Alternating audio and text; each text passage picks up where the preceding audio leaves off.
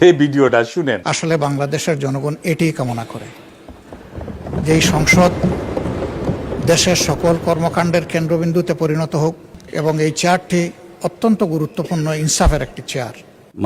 মাননীয় বিরোধী দলের নেতা। আসসালামু আলাইকুম রহমতুল্লাহ।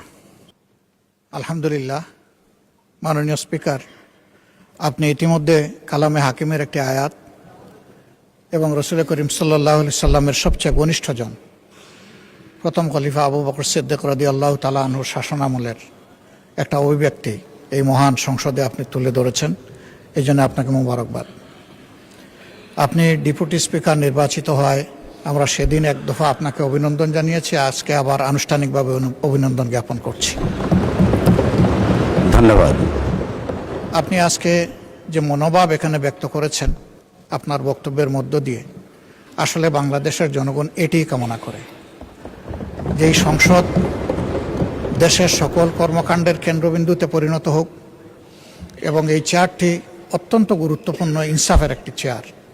এই চেয়ারের জায়গা থেকে আপনি ইনসাফের যে বার্তা দিয়েছেন, যে আপনি নিরপেক্ষভাবেই সব কিছুকে বিবেচনায় নেবেন এবং যার যেটা পাওনা তাকে সেভাবেই দেবেন।